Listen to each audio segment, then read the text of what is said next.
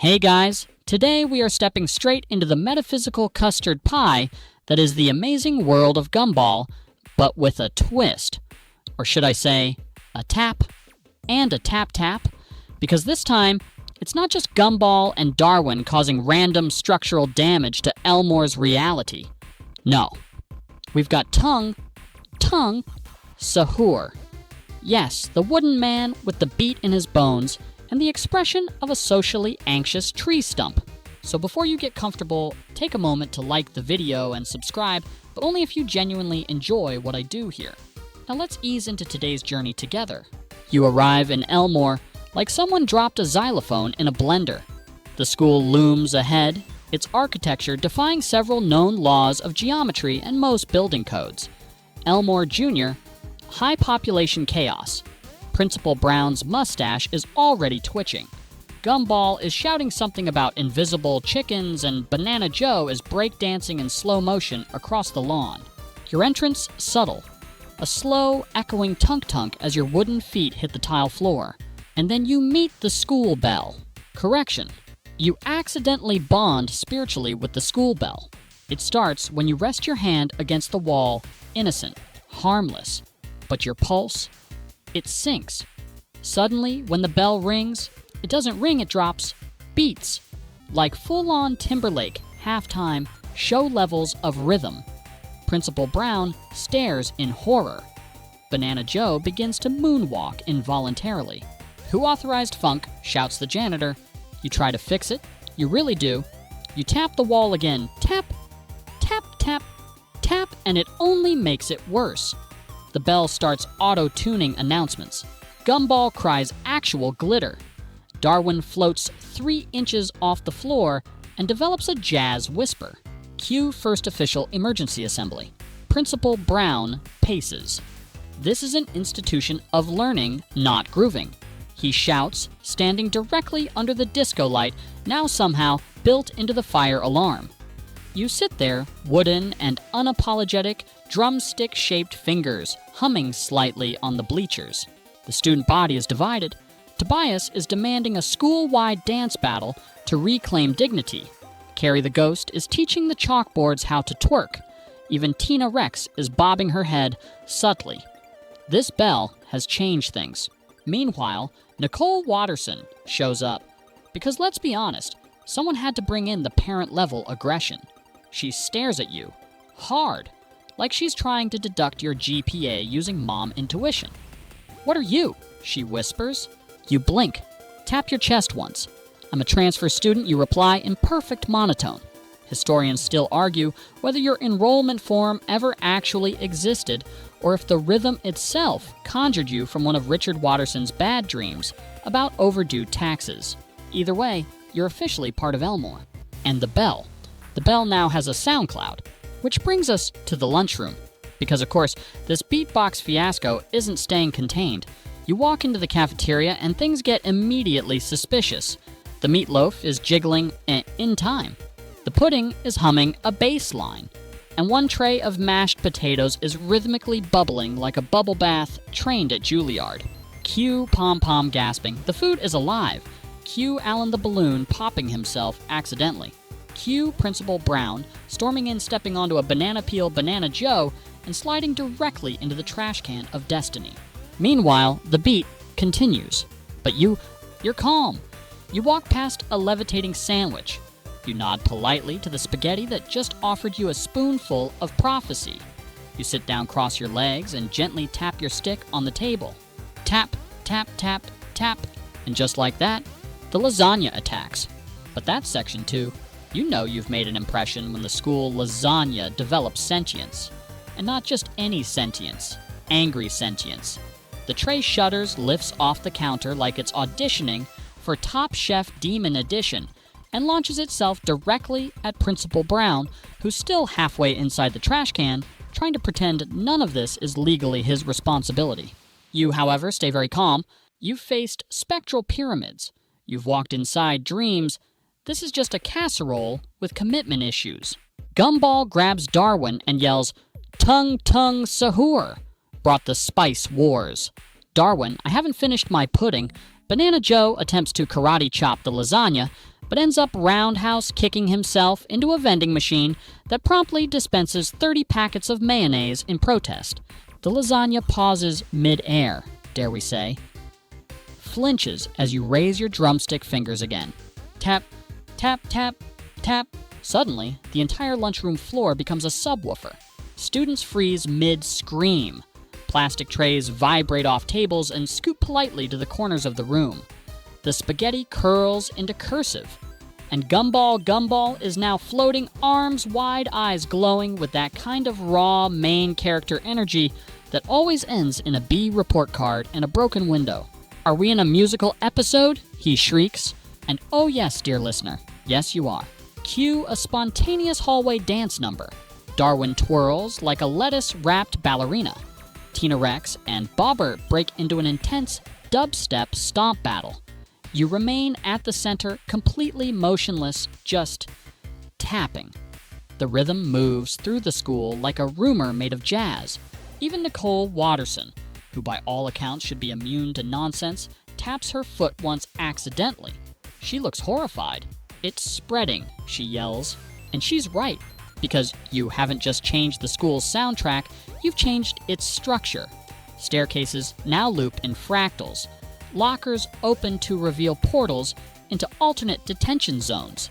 At one point, Banana Joe opens a locker and finds his future self warning him, "Don't trust the meatloaf." He ignores the advice. He always does. Meanwhile, you get detention. Why? Because someone has to be blamed. The room is full of usual suspects. Tobias, probably guilty. Carrie, transparent in more ways than one. Carmen the cactus, who is done with this. And of course, Gumball and Darwin, who brought snacks to share. Like this was a Netflix night and not disciplinary action. You sit in the back, the stick resting on your knee. You tap it once very gently. The room's fluorescent lights flicker in rhythm. Then the walls sigh. Darwin whispers, did the school just breathe? Gumball. That's it. We're inside a living organism. I knew my pencil case was blinking at me. Carmen, please stop talking. Cue the ceiling opening into a void that smells faintly of cafeteria chili and unresolved trauma. Cue you standing slowly, the rhythm rising from the floor like steam. Tap, tap, tap, tap. Carrie phases into the ceiling. Tobias starts clapping. On beat, accidentally, he looks betrayed. And then the walls fade. Not break, not crumble, just phase out. And suddenly, detention is not an Elmore anymore. You're in a liminal space. A dimension that looks like a sketch pad forgot to be erased. Floating math equations swirl through the air.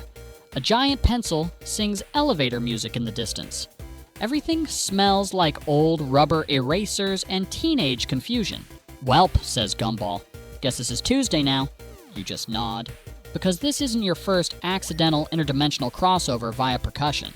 The scholarly debate rages on whether Elmore is a town or an entity. Some argue it's a narrative sinkhole, where storytelling rules collapse. Others believe it's powered by banana peel logic and microwave settings no one dares use. But one thing's for sure, you belong here now. And detention becomes rehearsal. Tap, tap, tap, tap. The pencil begins to dance. Gumball screams. Darwin harmonizes. And somewhere, Principal Brown files a noise complaint with the Department of Reality Integrity. But next up, your band class in Elmore is already a fragile concept. Half music, half spiritual crisis. The instruments are self-aware, moody, and unionized.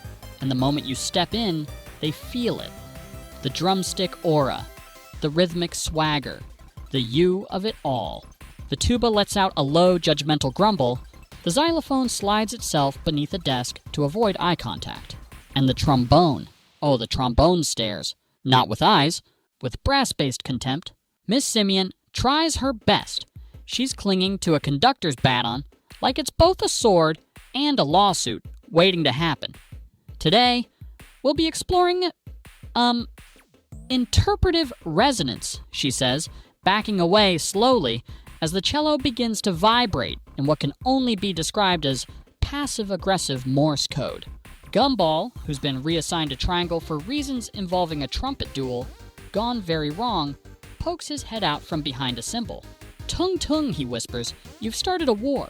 And he's not wrong, because the moment you raise your drumstick finger, the instruments rebel, trumpets screech like caffeinated geese, flutes swirl into a tornado of judgment, one clarinet just combusts. Darwin grabs a tambourine and shouts, "This isn't what John Williams wanted." The floor peels open into a slow spiral, revealing a long, dark staircase made entirely of staff paper. Notes drift upward like dandelion fluff. You don't even hesitate. You step on, because you know exactly where it leads, to the sheet music archives, a place spoken of only in whispers and out-of-print teacher manuals, a realm where every tune ever hummed lives on cataloged by melody genre and emotional damage. As you descend, the hallway sings to you, literally. "Mary Had a Little Lamb" echoes faintly, followed by Bohemian Rhapsody, then something that sounds suspiciously like Gumball beatboxing the Elmore School anthem. You reach a chamber filled with floating scrolls. One descends and hovers just in front of you, curling open like a cinnamon roll of destiny. It reads, "To rewrite rhythm is to rewrite reality." You raise an eyebrow. Darwin, who somehow followed you because he got tangled in your satchel flap gulps. Okay, but like in a good way, right? Too late. The scroll fuses to your stick. There's a surge of sound, a tangible boom that echoes not through the room, but through Elmore itself. Back above cafeteria, Jell-O wobbles with newfound purpose. The gymnasium floor rearranges into a chessboard. The janitor's mop gains a personality and immediately quits. The rhythm is leaking. And every time you tap the stick now, you're not just making sound. You're bending story, which is precisely when he appears. No, not Doom. Worse, Alan, the floating, smiling balloon boy. He hovers gently into frame, radiating positivity and extreme danger. His smile is too perfect. His shadow stretches the wrong way. He speaks without moving his mouth. "Hey, Tung Tung Sahur, we need to talk about balance." You know that voice. It's the one people use before revealing they've joined 12 cults and invented a smoothie made of dreams. Gumball whispers from behind a stack of singing sonatas. He's been corrupted by elevated plotline syndrome. He thinks he's the protagonist. And in Gumball world, that's a diagnosis. "You ready the stick?" Alan tilts slightly. A warning. "You're rewriting rhythm," he says, still not moving his mouth. But Elmore is rhythm. If you control it, you control everything. "Then stop me," you whisper.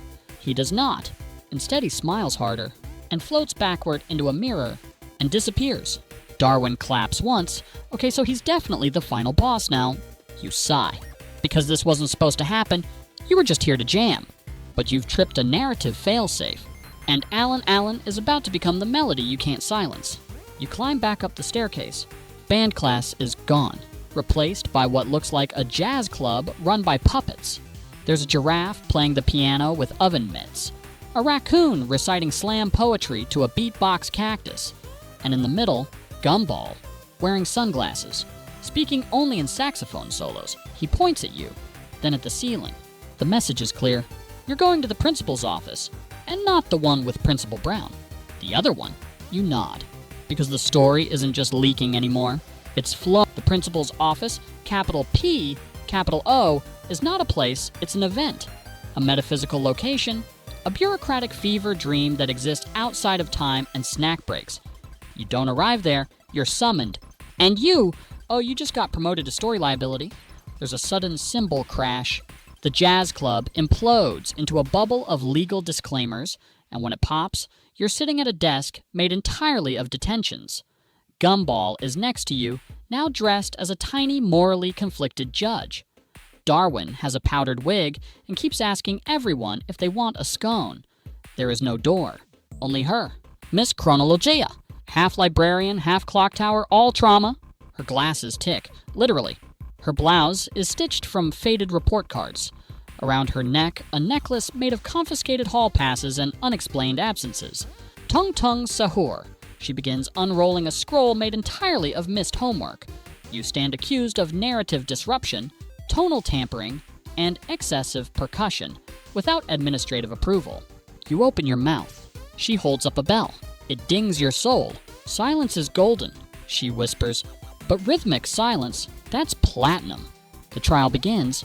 Exhibit A, a slideshow of every moment you've tapped your stick in Elmore. Each beat is played back. Too loud, too poignant, too plot relevant. Gumball raises his hand. Objection. My client is made of wood. This is speciesism. Darwin objects to the objection. Alan appears in the jury box, still smiling, still floating, still extremely unsettling. You shift in your chair, the stick twitches. Ms. Chronologia notices. Tapping again, she says, "You just can't help yourself, can you?" A small puff of dream ink rises from the scroll girl's notebook in the back row. She's here too, now dressed in full debate club armor, made of glitter and sarcasm. She winks at you. The courtroom cracks, a literal fissure across the floor, revealing layer after layer of unapproved story arcs.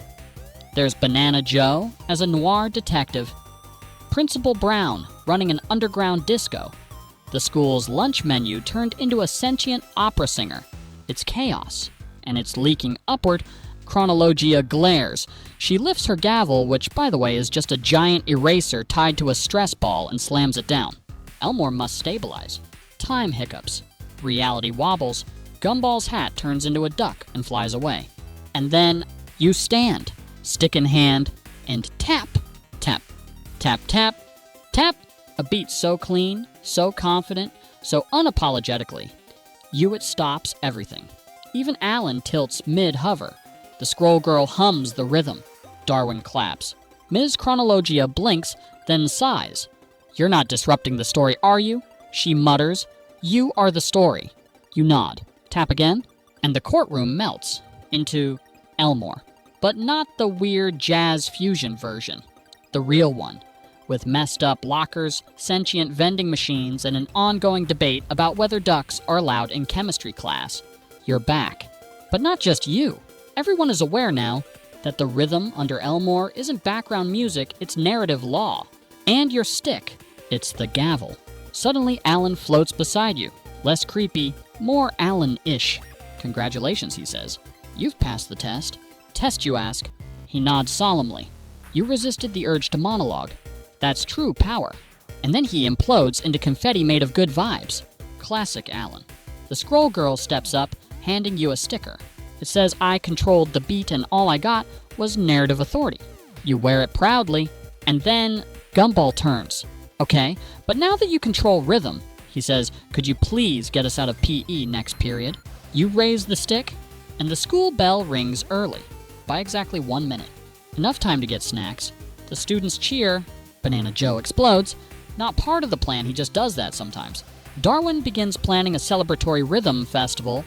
Anais starts calculating whether narrative beats can improve exam scores. Tobias suggests merchandise. You sit down at your usual lunch table, open your lunchbox, and inside, somehow impossibly, a taco. You blink. The scroll girl grins. "You left a little beat behind," she says. "Came back to feed you. You don't ask how, you just eat. Because you've earned this bite of chaos." Okay, so technically, school's over. But only legally. Because now, you're in after-hours Elmore, where logic runs on expired pudding cups and moral dilemmas take the form of themed obstacle courses. You try to sneak past unnoticed, just you, your stick, and a bellyful of taco prophecy. Wrong. The security laser's sentient. The floor tiles passive-aggressive. The janitor a koala with a grudge. You're 5 steps in when the lockers burp open and spit out a hologram of Rob the glitchy one. Remember, yeah? He's back. Or at least back-ish, half pixelated, half resentful. "You broke the loop?" he says, voice echoing like a kazoo inside a cereal box. Gumball was supposed to be the chaotic center. Now it's you. You blink. That sounds fair. He glitches harder. No, it's not. You poke him gently with the stick. He poofs into a cloud of static and Diet Cola mist. Crisis averted. You keep walking. Down the hall of forgotten electives. Past advanced sighing and intro to dramatic exits. Into the theater room. And on stage, the spotlight flares. Principal Brown is there, wearing a velvet cape, holding a script. "I have rewritten the end," he declares. "The curtain must fall." You squint.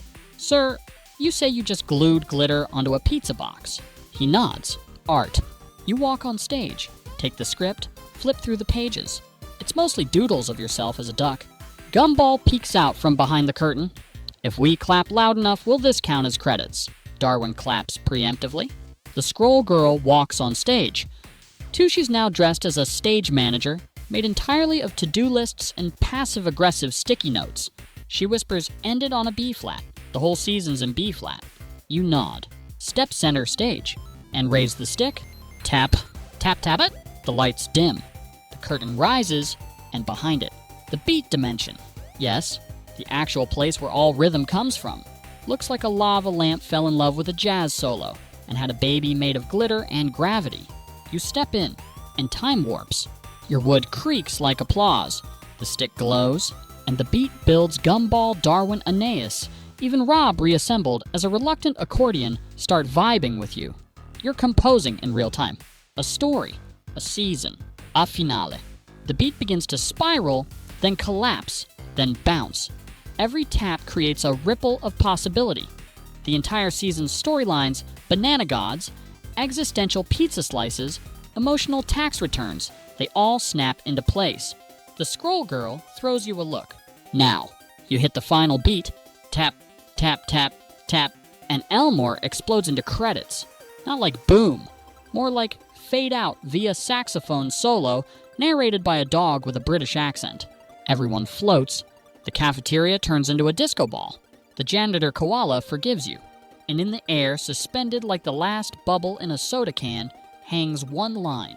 Gumball Season 7, now with 60% more rhythm. You land on your feet. The stick-it vanishes. Not broken. Just promoted to concept. Gumball high-fives you. Darwin cries in 7-part harmony. Anais takes notes for Season 8. You sit on a bench. Scroll Girl joins you. Did we break it, you ask? She hands you a mango-sized drum. No, she says. We just made it sing. You exhale, because the school's calm now. Sort of. For now. The moon blinks politely. The stars spell good job in Morse code. And you lean back, not because it's over, because you're ready for the next beat. You've made rhythm part of Elmore's DNA now, which means, somewhere somehow, Principal Brown is probably tap dancing a villain monologue. And the next time a locker tries to time travel using expired peanut butter, they'll need your help, because you're not just a character anymore. You're the tempo. Tap once, then twice, then smile, because Elmore